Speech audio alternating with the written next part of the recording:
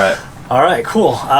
Good morning, good day, depending on where you are. Today is a cool day because we are talking about the results from our experimental anti-fouling project, which I know a lot of people have been asking literally. God dang it. Coast Guard San Juan. Oh! We're in San Juan. We're not in San Juan. We're in Puerto Rico, though. Anyway, carry on. Should I start over? No. No, okay. So today we're going to be talking about the eco-friendly anti-fouling results video. I would like to thank everybody for all the questions they submitted. We've actually collected questions for the last few months since we put Delos in the water. We've kind of compiled a list and removed duplicates, and Brady's going to be asking questions. I'm going to be answering it. It's going to be sort of like an interactive discussion. A lot of comments and questions. A lot of stuff. So let's do I this. hope this answers them for you. Do our best. All right, so the first question, let's start out with from Casey and Aaron from Endless Playtime. And they basically asked, what is the purpose of bottom paint? Do we have to clean less often? Does it protect the whole structure? What's it about? All right, so bottom paint, otherwise known as anti-fouling, Yep. should be an anti-fouling paint. So its purpose is to prevent soft growth and hard growth. There are some types of bottom paints that are basically epoxy based, mixed with other stuff that will offer some protection, but namely the protection for your hull for osmosis, it comes from a barrier coat. So an actual epoxy barrier coat that's meant to keep water from leaching and absorbing into the fiberglass, which causes blisters, the dreaded blisters. Right. So anti-fouling paint, I wouldn't depend on it for protection. It's just to keep stuff from growing on the boat. Okay, so it's kind of the barrier coat is to prevent osmosis. Yes, to keep water from being absorbed by the gel coat and into the glass. And then the final coat is actually supposed to stop fouling from happening, stuff growing on it. Exactly. Okay. Yep. All right, next question. So let's talk about Delos. When was the last time that we painted Delos, and what paint did we use? Okay, so the last time we painted Delos, we were in Langkawi, Malaysia, which would have been 2015. 15, yeah. So that was, as of now, it's a little over 4 years ago. I really didn't pay attention to a lot of stuff at that time. I just wanted to get the boat out of the water, paint her as quickly as possible, and get her back into the water as quickly as possible. So I just grabbed what they happened to have in the shop in Malaysia, and it was, I believe, a Jotun hard copper paint. Yeah, so it was hard.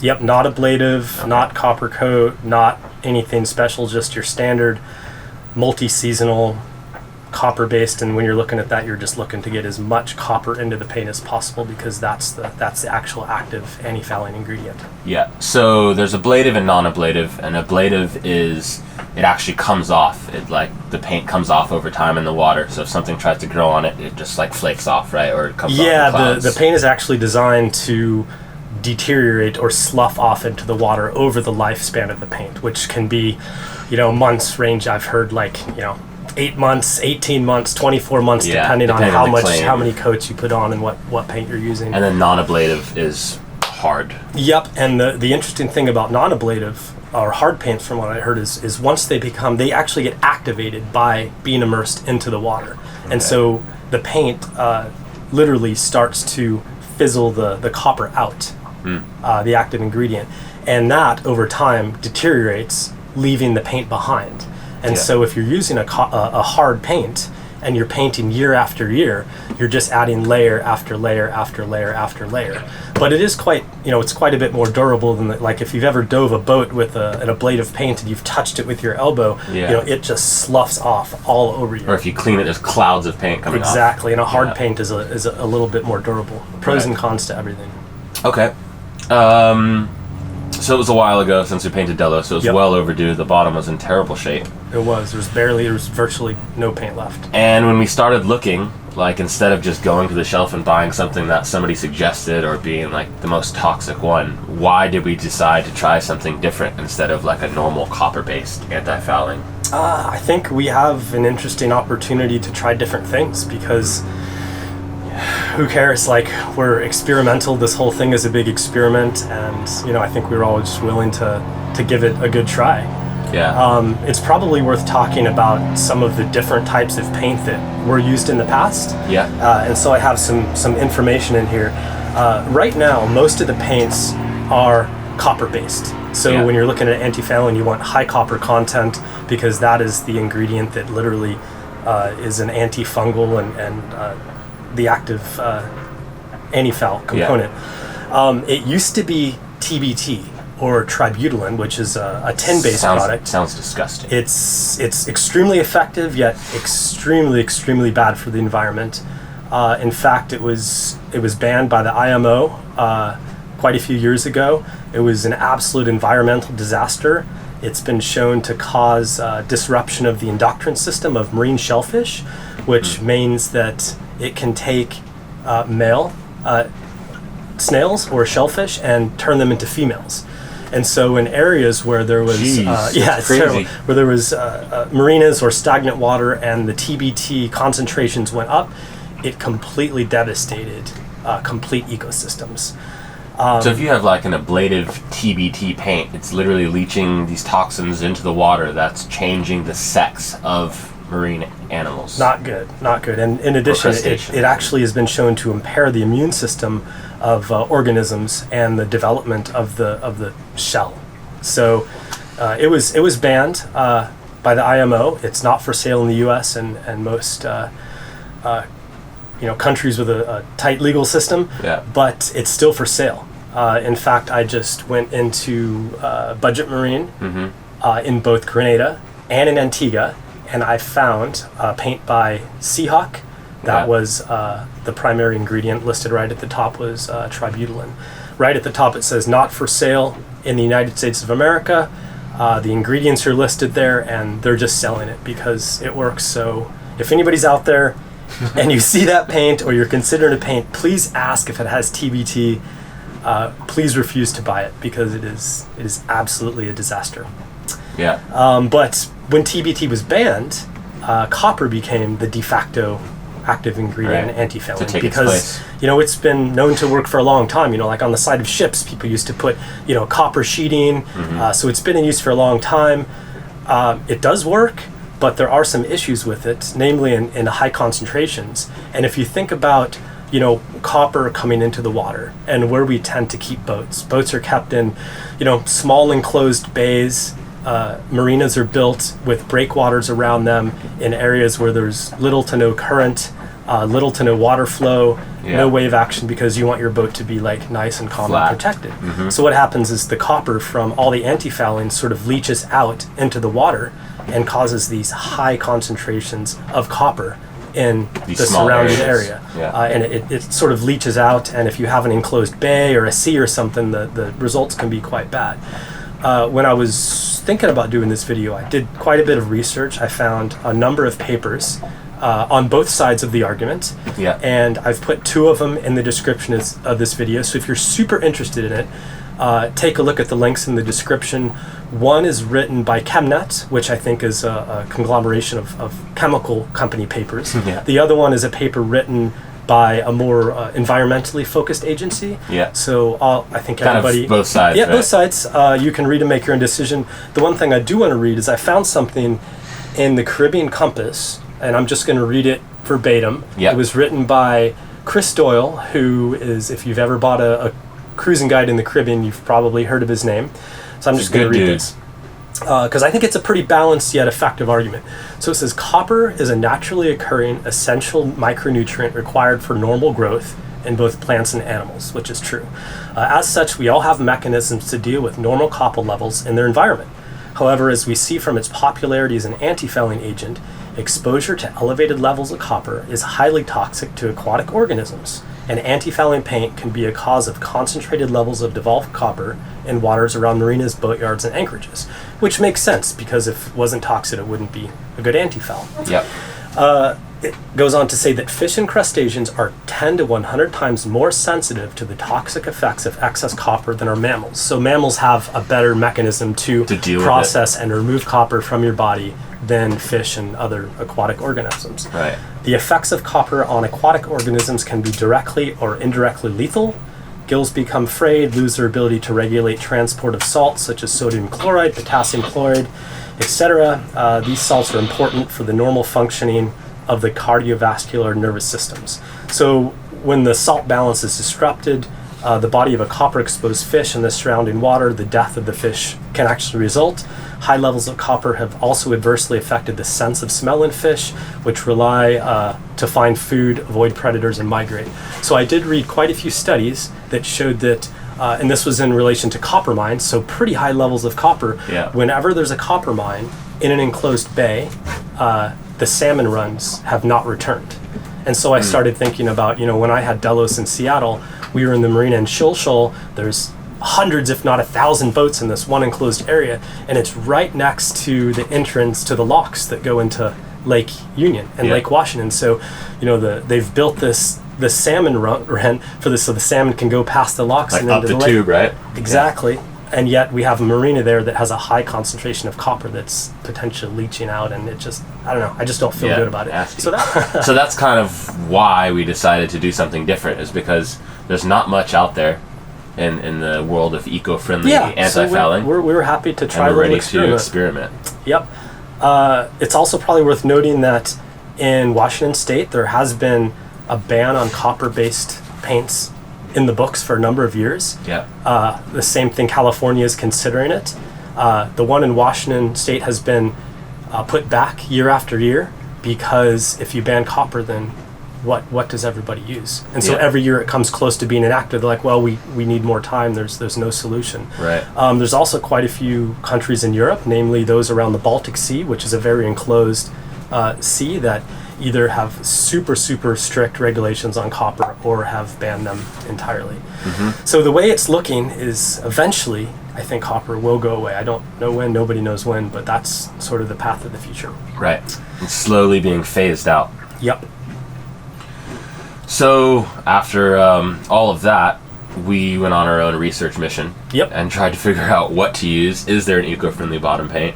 And what did we decide to use? What did we decide on Delos? All right, so we found a paint that worked by being slippery and hard rather than having rather than have any toxins in it. So what we choose, it's called SeaSpeed VX10, or is it Seacoat by Seacoat. Okay, so we chose VX10. Seacoat VX10 from SeaSpeed. It applies on pretty normally with an air sprayer. Yeah. The preparation for it is exactly the same as if you were going to do copper coat or something like that. So you would apply it directly over a barrier coat. Mm-hmm. And it basically works by depending on water flow over the smooth and slippery surface to strip marine growth off. Yep. So the idea is it to be as smooth as a mirror, so a lot of stuff can't get hold of the boat. Yep. And then if it does, once you start moving, it should come off. Should come right off. And we also decided to use this in conjunction with another technology called ultrasonic antifouling, in which you put ultrasonic transducers in your hull, which works with solid fiberglass hulls. Nothing can be cored because you want that energy to transmit through to the hull. It works on steel and aluminum and everything like that. So the idea was that using these two in conjunction would hopefully provide a pretty good alternative. Yep. So we have a question coming up here from Samuel and Sydney Lyles. Kind of how did we prep for the Seacoat? I mean, there's a whole episode about us painting the bottom and stuff, so that'll explain it more into detail.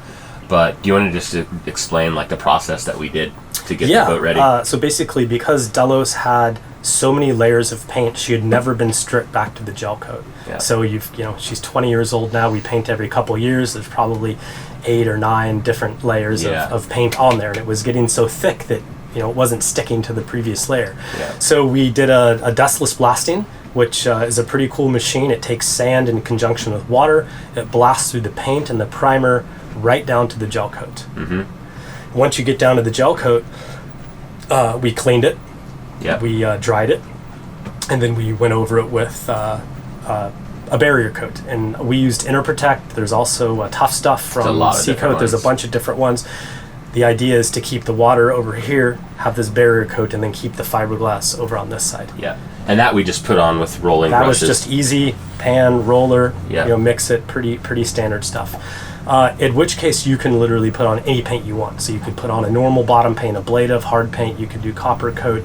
In our case, we chose to spray on the VX10. Yeah, VX10. Okay, cool.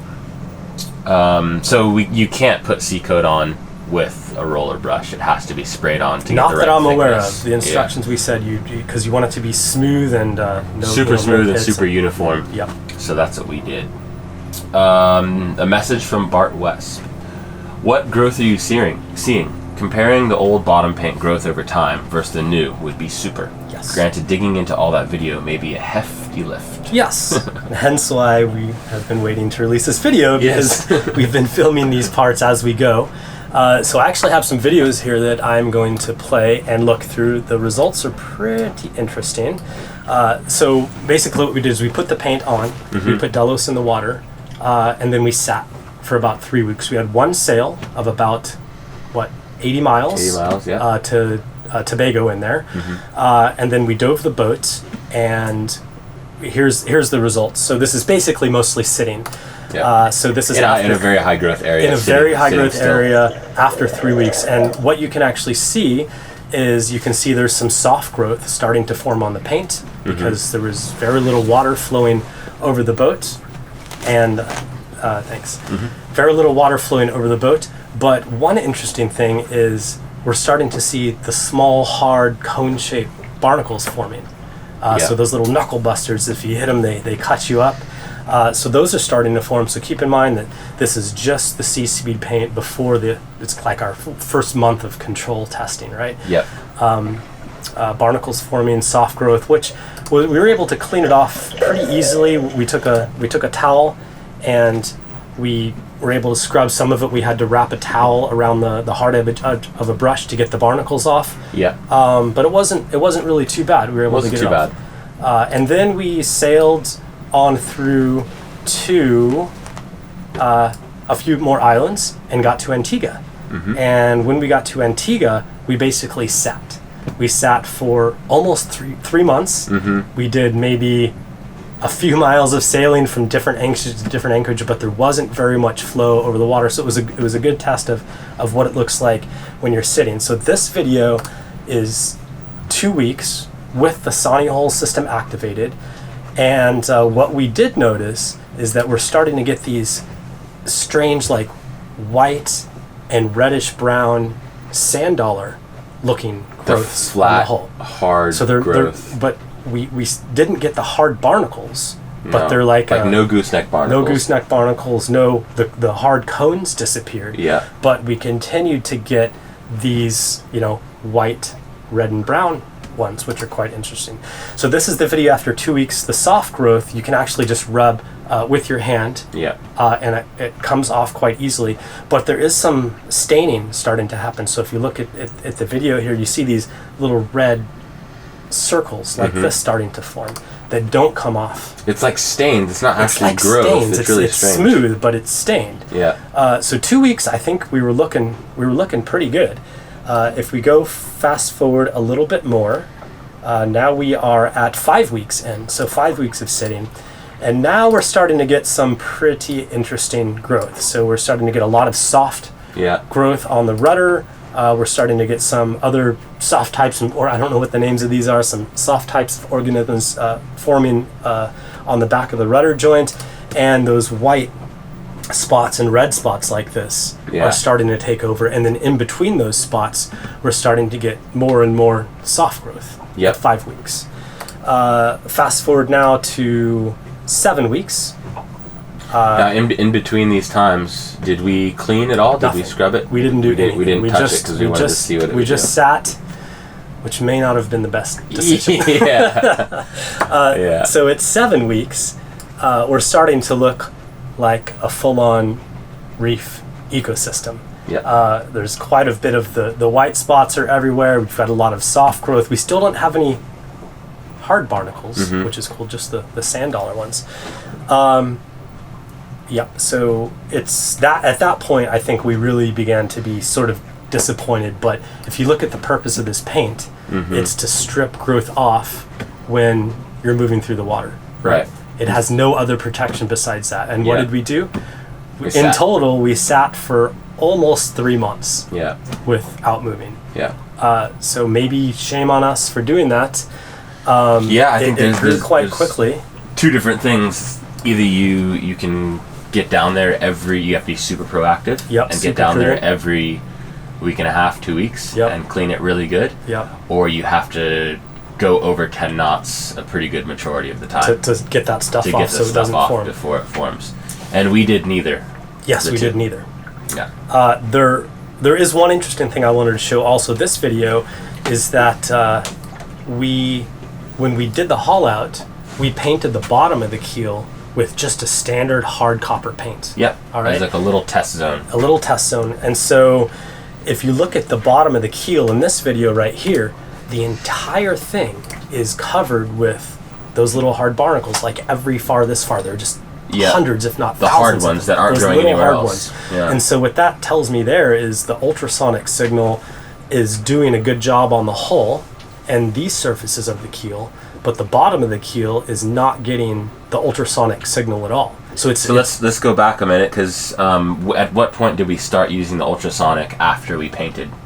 So we waited 1 month. 1 month. So and then we installed it. Right before we started sitting, we got to Antigua. And then I flipped the switch on the system, activated it. Yeah. And then that's when it started. Okay. Yeah. So I think that's why we started not seeing the hard barnacles everywhere else. Yeah. But the bottom of the keel is virtually riddled with them. And there's also some soft growth on this copper paint, which was like the highest copper content I could find as a test. So I think that's pretty interesting. I also wanted to show some other videos because we have lots of neighbors around, and basically one of the things I like to do is roll around in the dinghy with the GoPro and say, "Can I film your bottom?" And people are like, "What?" Ooh. So this question is from Dustin Laborde. Yeah.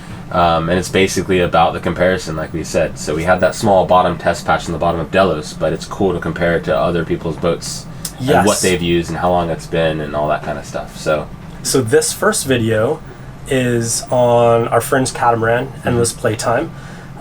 They figure their paint is 1.5 years old, something like that. And at the time of this video, they weren't quite sure, but they said they hadn't cleaned the bottom in like 3 to 4 weeks. Okay. So let's what take a kind look. of paint was that? They didn't really know. They just said it was a hard copper paint. Hard copper They didn't paint. know the brand or anything like that. But I mean, they're all non-ablative copper. Non-ablative. Yeah. So you can see that there's actually quite a bit of growth starting to form on like the leading edge of the dagger boards. And then if we look up to the hull here, you can see that there's a lot of green grass and slime and other little growly bits, especially around the waterline. So one of the things that I noticed about with the new sea coat, which really surprised me, is we don't get that beard at the waterline anymore. No. And I think that's because there is the constant wave action there that doesn't let things settle on the slippery surface. So that's cool. Like that shows how it could work if you were moving a lot. It looks really good from the anchorage, right? But down below, it's okay. So that's that boat. It's pretty cool to look at that. The next one is actually an ablative copper paint, and because this is an ablative paint, he hadn't rubbed it since he painted it. Yeah. It's about 10 months old.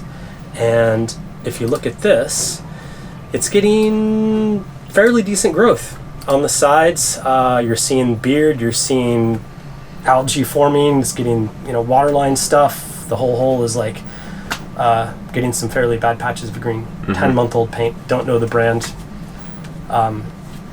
So there's that. The next video for comparison, and these are all boats in similar temperature waters. They're in the anchorage neck to us, and they've, I tried to find people who were, had been like, a couple weeks since they scrubbed it. Yeah. This one is our friends on SV Breeze. They did something interesting. They just bought some copper off of like copper powder. They bought copper powder off of Amazon, I think. Yeah. They mixed it for a recipe they found in with epoxy. Yeah. And then they just rolled it on the bottom of the boat. So they did basically the same prep as us, except instead of putting, a normal paint on, they sort of made their own. Yeah. And the results look no worse than any of the others. I mean, it should be a good copper ablative, you're starting to see some long wispy beards growing on the side of the boat. Mm-hmm. A few barnacles, but I mean it's basically the same as anything. And because this is copper suspended in epoxy, it should have a relatively long life. Yeah. Because the paint is not sloughing off into the water. Right. The next one is actual copper coat from our friends on Distant Shores, Paul and Cheryl Shard. Super cool people. So he sent this video, and they basically had just hauled the boat out in Antigua to go home. They put her back in the water, and then this is 3 months of what it looked like without doing anything. No cleaning for 3 months. Yeah. Sitting. So, growth, white algae, bearded stuff at the waterline, a few barnacles. Yeah. So is there any magic bullet solution that we've seen? No. There's not. Yeah. I think it comes down to the speed of the boat, like what your purpose for a cruising boat that's sitting most of the time at an anchorage.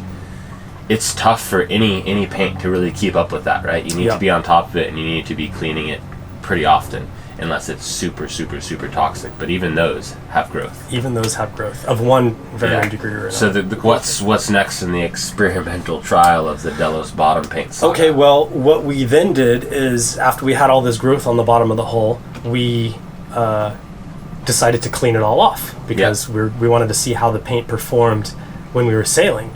And so this was kind of a fun little project. This is our this is my underwater drill, which if you have a sailboat, I think you should have an underwater drill. It's a sweet underwater drill. I just don't see why not. But I took a brush and I just put a bolt through it. I put it into the drill. I went down to the bottom of the hole and I just went, "Argh!" It's quite exhausting, but it actually works pretty good. All the growth came off with the exception of those red stains and those damn devilish hard white, circular silver dollar looking bastards. They just don't come off for nothing. And then we started to go sailing. So this next video is... We started moving a lot. So we started sailing about every 2 to 4 days, maybe, and we were on the move. While sailing, we went for 1 month without cleaning the boat, just letting the flow of the water over the boat do its thing. So it's now been about 1 month since we last cleaned the bottom, and we've done quite a bit of sailing. We had one long passage of about 3 days, and then we had one overnight passage. So it's been about 4 or 5 days of sailing, and then 20 something days of sitting in between the sails. So we'll go down and see how it looks.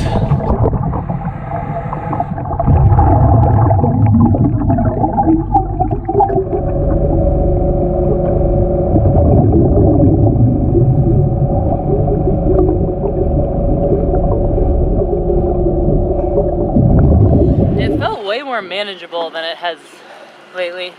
Yeah. I think since like what happened in Culebra, that cleaning, now it feels, I don't know. I mean, that was just 2 of us doing it. Yeah, so I agree. Like, I think scraping it off in Culebra was the right call because now it's just that slime layer. Yeah. And you were able to scrape the little bits, and I was able to go with the pad, the Brillo pad, to get that slime off, and it made a huge difference. Huge difference. And it came off pretty easy. Yeah, and now that there's less of those big sand dollar things that have completely taken over, you hit one every once in a while and you can scrape it off, whereas the whole bottom's covered with those, you're like, no. Where do I even start? And it doesn't look like what we're doing is damaging the paint. No, I think it's okay. I was like touching it and it's still smooth and it doesn't look... So maybe we'll just keep up with this and see how it goes. Yeah, it felt just way keep on more it. Like manageable. that's the last time we did it was almost a month ago. It's been a while. That's the thing too. It's pretty good. Yeah, I think it's not that bad. Okay, we're winning. Good job. So I had a look at the bottom. Yeah. And there is a little bit of growth, but it's actually better than I thought. Really? In fact, the spots where we use the scraper to get rid of the round ones are pretty clean. We're starting to see like some fuzz and stuff on the hull. It could use a clean, but it's actually not terrible. That's so good news. Yeah, so I think we should just stuff come off pretty easily. Yeah. Okay. I think we should just keep cleaning it every week or two as we go and see what happens. Okay. Yeah. Cool. Not that much growth. Mm-hmm. There's some green stuff, but I mean, in comparison, if you ignore the stains on the bottom of the boat, it's pretty comparable to the other videos we saw. I think we definitely have less at the waterline. Yep. So that's promising. So I think the overall summary is: are we completely happy with the product? We tend to sail someplace, and then we camp up for a while, and then we explore by anchorage dinghy, and while we're sitting there, it's collecting growth. So if you're in an area where it's warm water and you don't mind washing the bottom of the boat with a towel or like every week and a half or so, you probably have to do it. Week to week and a half, then I think it could be a really good alternative. But if you're not doing that and you plan on sitting more than you are sailing or not cleaning often, then I think it's going to be a lot of work for you. Yeah. And the stuff that does grow after a week and a half, it comes off super easy. It does. Like you can rub it with a towel and it comes off really nice. It's just when you let it go that it starts to get pretty bad. Yep. The other benefit is Delos was noticeably faster. So when we got back into the water, we had, I think, a half, if not 3/4 of a knot increased speed with that super slippery bottom. Yeah. It was really cool, but I think that we sort of shot ourselves in the foot by sitting so long and not diligently cleaning the boat. Yeah. So if I had to do it all over again, I would just be diligent about cleaning it. Definitely. Yeah. Well, I say for now, we call that a wrap. Yep. Of course, if you have any questions, put them in the comments. If we have internet, we'll do our best to answer them, but we've been without internet for quite some time now. Other than that, we're going to continue. Like we said at the beginning, this is absolutely a huge experiment. We are going to try and find other combinations of things that work, do something interesting, crazy, maybe paint the boat a few different sections with different paints to do continue our testing and report back on the results. If anybody's done anything that's different and unique, and we'd love to hear what you have to say. Like if you have something random that's not toxic to the ocean and it works for you, pop it in the comments. Let's have a discussion about it. And also, if you like the video, you like seeing these technical videos, please let us know by giving us a thumbs up, liking. Also, still, very few people subscribe to our channel. We get a lot of views. Less than 50% of the people that watch subscribe. If you like, subscribe. So if you like this video, just go ahead and click the subscribe button or like, and that will make us smile. Okay. And that's it. All right. Time to go clean the bottom. Now let's go clean the bottom. Thanks, guys. Bye.